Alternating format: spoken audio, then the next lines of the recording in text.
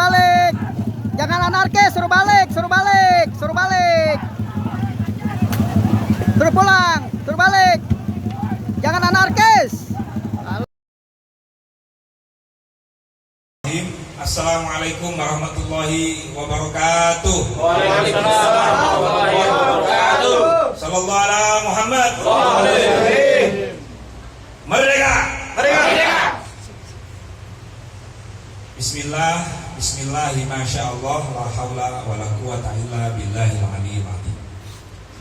Hari ini pada hari Minggu tanggal 11 Agustus, di saat seluruh warga negara Indonesia untuk menyambut kemerdekaan tapi ternodanya pada tanggal 10 Agustus malam di Cikarang, di wilayah Polres Cikarang, Rengas Dengklok Kerawang. Ada insiden yang sangat menusuk kalbu kita sebagai manusia yang punya nurani.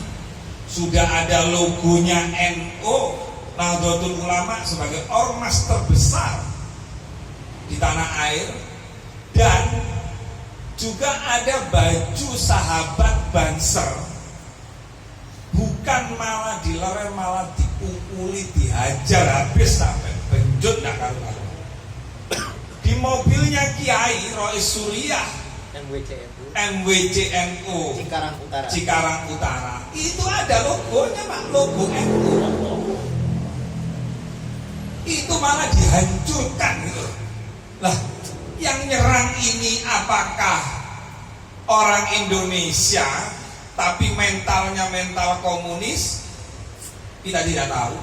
Tetapi tanda-tanda bahwa orang yang nyerang kiai, nyerang ulama, nyerang sahabat Banser, ini propagandanya, pokal gawenya cara-cara komunis.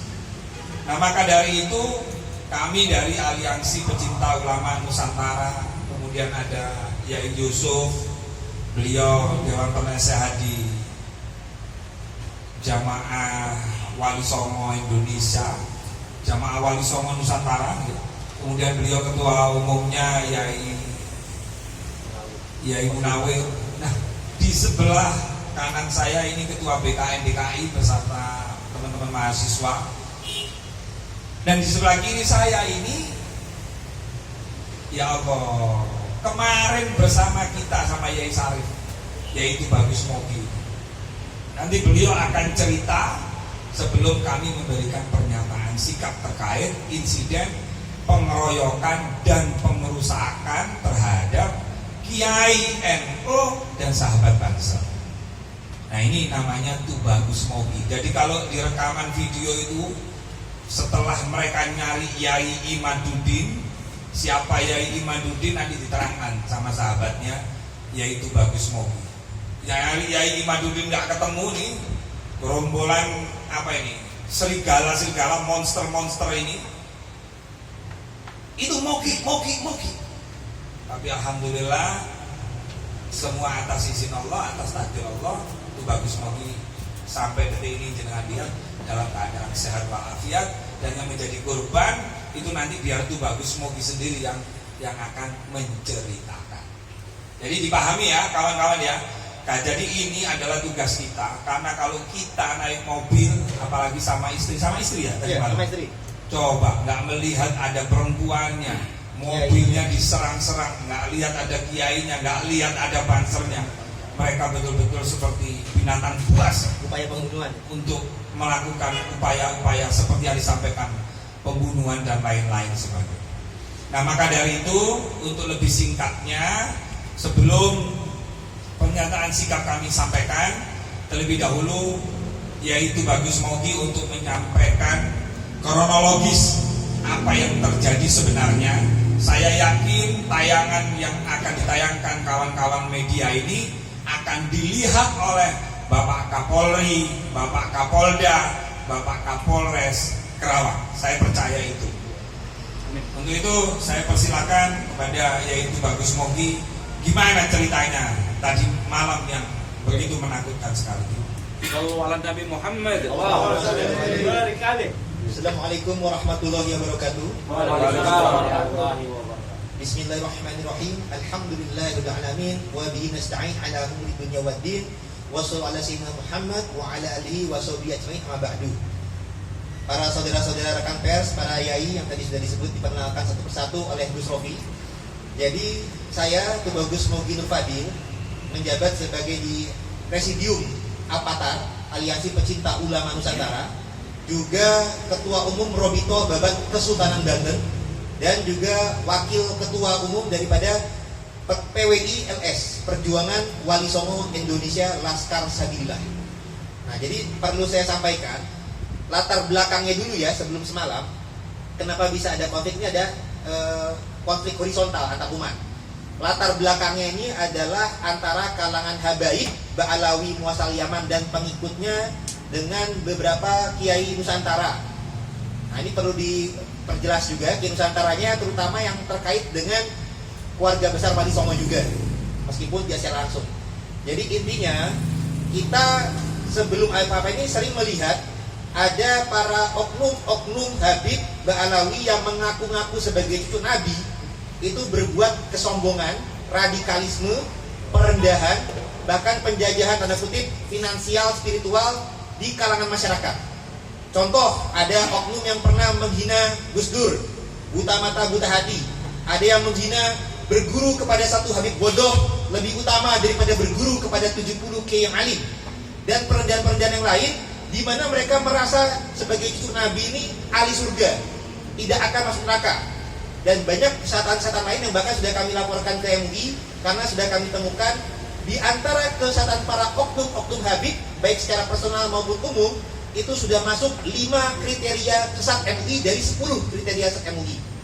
Nah, kesesatan para habaib Ba'alawi Muasal Yaman ini kemudian diteliti oleh beberapa kiai tentang kajian nasabnya, karena dicurigai kok Nabi Muhammad ini kan mengajarkannya rahmatan lil alamin, ramah, lemah lembut, sopan, toleransi, berakhlak mulia. Tapi kok ini yang mengaku-ngaku sebagai cucu Nabi, kok di Indonesia menampilkannya suka caci maki, suka radikal, dan lain sebagainya. Maka ketika diteliti melalui kajian pustaka, ilmu nasab, ilmu sejarah, bahkan ilmu genetik, sudah bekerjasama juga dengan anggota BIN, Badan Riset dan Inovasi Nasional.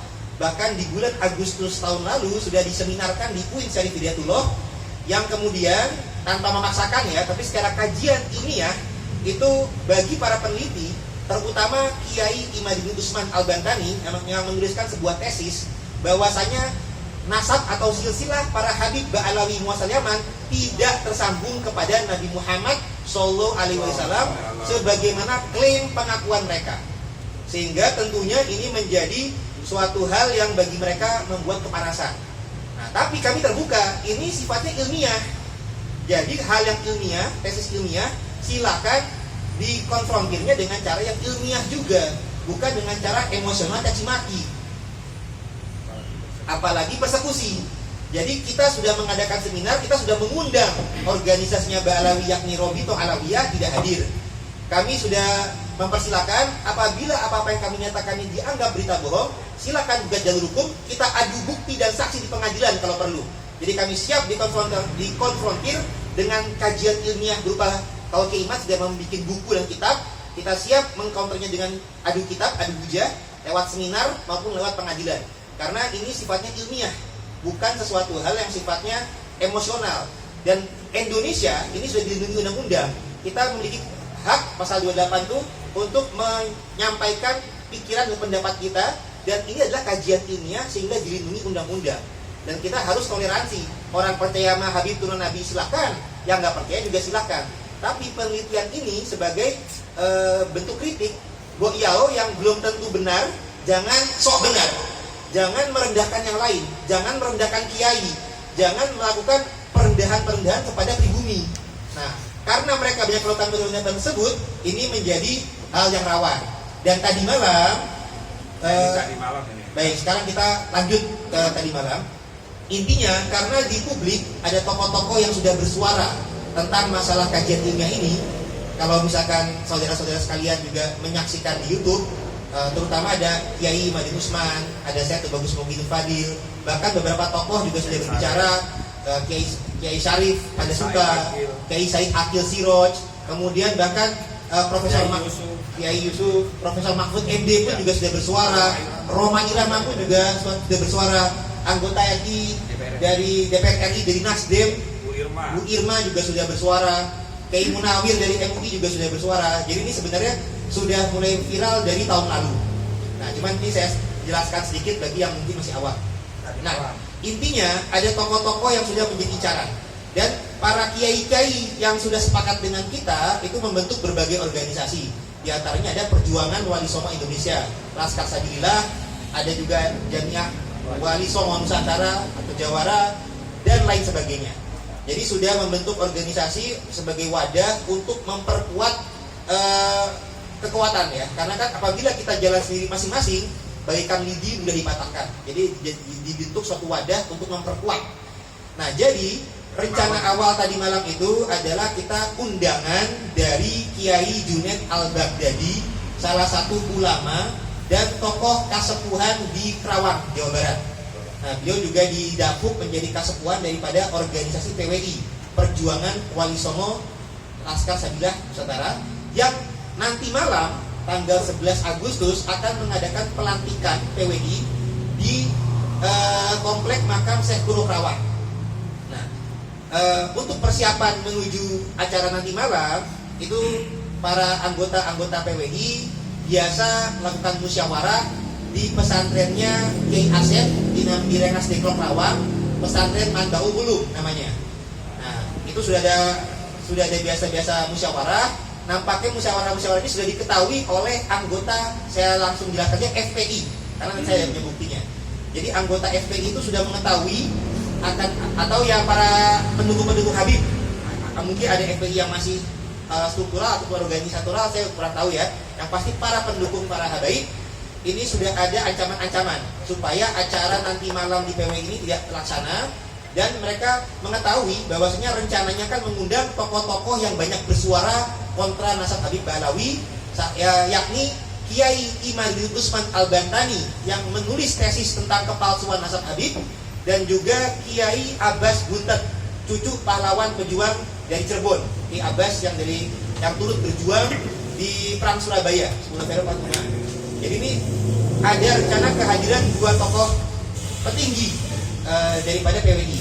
Nah, saya pun juga termasuk wakil ketua, mewakili Trah Kesultanan Banten juga. Nah, kemudian rencana di malam nanti salah satu kasepuannya kan adalah Kiai Junaid Al-Baghdadi.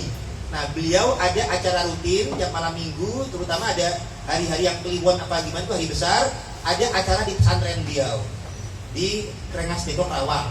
Nah, beliau mengundang anggota-anggota PWI, terutama juga Kiai Imat, kalau bisa hadir di tadi malam tadi, supaya membicarakan musyawarah untuk kelanjutan acara di nanti malam. Nah, jadi ada acara tanggal 11 Agustus, ada acara tanggal 10 Agustus. Nah, 10 Agustus ini acara khususnya daripada Kiai Junaid Al-Baghdadi. Nah, Kiai Junaid Al-Baghdadi ini acaranya di Rengas Dengklok Kerawang. Nah, ketika biasa acara itu biasanya ribuan jamaahnya banyak, jadi biasanya suka macet. Makanya ada arahan dari panitia tidak bisa langsung ke lokasi, ada tempat meeting point dulu, ada tempat transit dulu di pesantrennya Kiai Asep Mandau Ulum yang nggak terlalu jauh. Nah, para polisi pengamanan utamanya di lokasi acara dari Kiai Junaid. Jadi yang diutamakan pengamanan di tempat Kiai Junaid. Di tempat transit hanya anggota laskar dan banser saja, belum ada pengamanan polisi. Nah, maka ketika yang dicari-cari oleh kelompok mukibit atau pendukung para habaib itu, mereka ternyata di panitia sudah memberikan ancaman. Bahkan dalam WA itu sudah memberikan ancaman bahwasanya ada upaya pembunuhan kepada Kiai Imaduddin Usman Al-Bantani, hendak memenggal kepalanya daripada Kiai Iman. Jadi ini sudah ada upaya ancaman dan upaya pembunuhan itu sudah ada. Nah, di tempat pesantren karena Kiai Imat sudah menyatakan tidak akan hadir, mungkin menjadi lengah. Seakan-akan kalau Kiai Imat sudah tidak menyatakan tidak hadir, insya Allah relatif aman. Nah, padahal yang berjuang kan tidak hanya Kiai Imad, tapi juga ada tokoh-tokoh di sekitarnya. Nah, karena saya juga sering mendampingi Kiai Imad, jadi ketika kita di pesantren Manbaul Ulum, nah kita lagi lokasi persiapan menuju ke pesantrennya Kiai Junaid. Nah, ketika keluar ternyata sudah ada masa. Nah, awal-awal kita husnuzon, mungkin kan berbau nggak pakai seragam, tapi kan ya busana muslim pada umumnya. Awal-awal ketika mendatangi saya kira mau salim apa gimana gitu. Ternyata tarik baju mau mempersekusi, bukan mau salim. Dan mereka tuh mencari-cari Kiai Imad. Kiai Imad tidak ada, mereka ada yang mengenal. Wah, ini mau gini, tuh bagus mau gini. Jadi mereka mengincar saya karena sebagai orang yang dekat dengan Kiai Imad. Nah, mereka mengincar saya, yang orang-orang tim kami berupaya mengamankan, termasuk istri saya, termasuk Kiai Ihsan. Coba diamankan untuk masuk ke mobilnya beliau. Nah, Kiai Ihsan ini adalah Rois Suriah MWC NU Cikarang Utara. Jadi Kiai yang struktur organisasi di NU itu sendiri. Jadi kita masuk ke dalam mobil beliau. Jadi kami dalam satu mobil itu ada supir, ada Kiai Rois Suriah MWC NU Cikarang Utara namanya Kiai Ihsan, ada saya, ada istri saya, ada Kiai Asep sebagai tuan rumah pondok pesantren Manbaul Ulum tempat transit, dan juga ada santri. Jadi ketika kami sudah masuk dalam mobil, ada dikawal juga oleh Banser, tapi karena mereka sudah mengincar saya, akhirnya mereka naik motor langsung mau mengejar. Nah, akhirnya supir juga sudah mempercepat laju kendaraan, tapi dihadang. Nah, ketika dihadang, Banser berupaya menjaga, Banser dikeroyok, dua orang dikeroyok, dipukul. Mobil kita dalam keadaan dikepung, dipecahkan kaca belakang. Meskipun kaca belakang itu ada simbol NU, Nahdlatul Ulama, mereka tidak peduli. Meskipun di dalamnya ada para kiai, mereka tidak peduli. Kiainya juga kiai yang jelas, ada yang tokoh lokal maupun nasional. Ada perempuan pun mereka nggak peduli. Ada jelas-jelas yang mendampingi berjaket Banser, orang Banser resmi, yang mana NU dan Banser ini adalah orang-orang yang berjasa membesarkan para habaib. Ini mereka tidak peduli, mereka malah merendahkan dan mereka malah menzalimi atau mencederai. Jadi bahkan orang-orang ketika itu sudah memecahkan kaca, bahkan juga memukul dengan helm kepada Kiai Ihsan itu, kacanya pecah, kacamata juga, kacamata saya pecah. Kalau ada bukti di lapangan. Ada. Terutama juga yang Banser juga lebam. Kalau saya alhamdulillah selamat, nggak ada masalah. Dan orang-orang itu juga sudah teriak, bakar mobilnya, hancurkan. Jadi ada betul-betul upaya pembunuhan. Nah, akhirnya kita putar balik, kita kembali ke arah pesantren, langsung tutup pintu, para santri dijaga-jaga dan panggil polisi. Jadi intinya kepolisian alhamdulillah sudah segera datang mengamankan. Memang ini menjadi pelajaran juga bagi tokoh-tokoh yang mengundang para penceramah yang terkait dengan perjuangan asap. Keamanan ini ditingkatkan tidak hanya di lokasi acara, tapi di tempat transit ini juga harus diamankan juga steril. Nah, jadi utamanya kronologi seperti itu. Ini tindakan yang sungguh kami rasa biadab, karena ini Indonesia adalah negara yang mengedepankan toleransi. Semua punya kebebasan berpendapat, punya kebebasan masa keyakinan, dan kita tidak memaksakan. Ada yang mau percaya Habib silakan, tapi ya jangan memaksakan. Sampai-sampai kalau nggak percaya, jangan sampai menganggap halal darahnya. Ini sama saja dengan takfiri, mengkafirkan orang yang tidak sesuai dengan kepercayaan orang lain dalam satu agama Islam.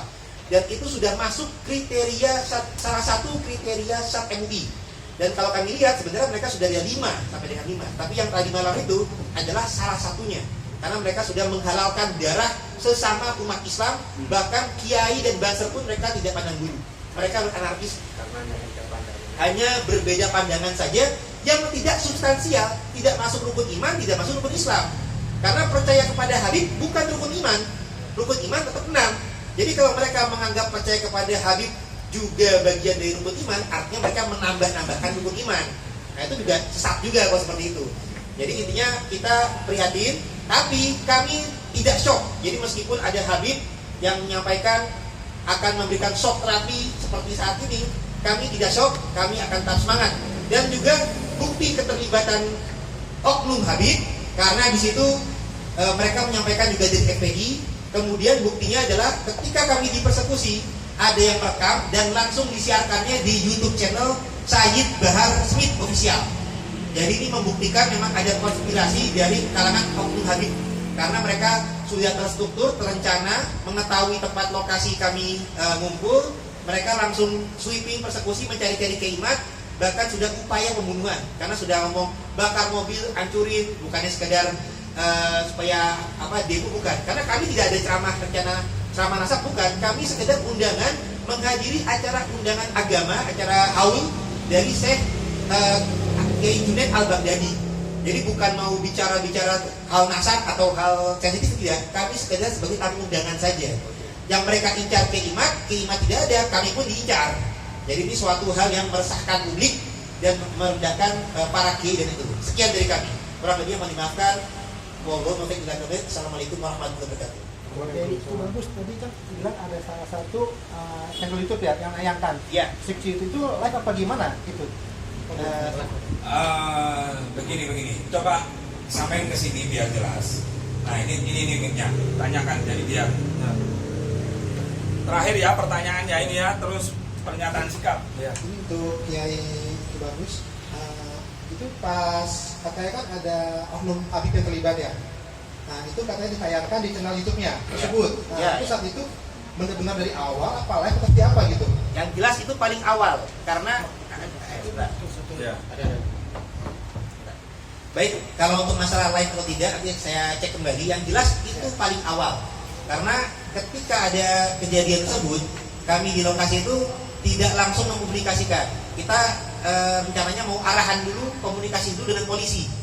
Nah tapi sebelum arahan dengan polisi, ternyata video yang menshoot dari luar itu sudah disiarkan lebih dulu oleh Sayyid Bahar bin Official Smith, channel YouTube Sayyid Bahar bin Smith Official. Artinya bukan dari pihak kami yang mengadukan persekusi kami, tapi ini perekaman dari luar, perekaman dari pihak pemersekusi. Jadi ada rekamannya dari luar mobil, dari pihak pemersekusi, dan langsung ditayangkan oleh Sayyid Bahar bin Smith Official channel YouTube. Kalau masalah live atau tidak, karena saya jadi korban, nanti saya cek lagi. Yang pasti jelas ini bukan dari pihak kami, karena direkamnya dari luar. Nggak mungkin pihak kami itu, karena kami lagi dalam mobil. Ini perekaman dari luar oleh pihak mereka, dan juga langsung disiarkan pun langsung di YouTube channelnya Habib, Oknum Habib. Ya, kami pertegas. Demikian. Oke ya teman-teman, nanti tanya jawabnya nanti bisa ke Yai Munawir, ada Yai Yusuf. Nah selanjutnya kami ingin membacakan pernyataan sikap Aliansi Pecinta Ulama Nusantara sebagai berikut. Pertama, mengutuk keras aksi pengeroyokan, pemukulan terhadap Kiai NU dan anggota Banser. 2. Meminta kepada aparat kepolisian, dalam hal ini Kapolri, Bareskrim Polri, Kapolda Jawa Barat, kemudian Kapolres Kerawang, karena di tahun-tahun politik ini semua masyarakat butuh ketentraman, kenyamanan, dan kedamaian. Untuk itu kami minta kepada beliau-beliau untuk menangkap pelaku, mengusut tuntas, dan mengusut siapa yang menyuruh dan siapa dalang dibalik pengeroyokan tersebut. Nomor 3, menghimbau kepada seluruh masyarakat Indonesia, khususnya warga Nahdliyin yang cinta akan kedamaian, untuk menyerahkan sepenuhnya kasus tersebut kepada pihak berwajib, menyerahkan sepenuhnya kepada pihak berwenang, agar hukum tetap tegak sekalipun langit itu runtuh. Demikian pernyataan sikap ini dibuat. Kami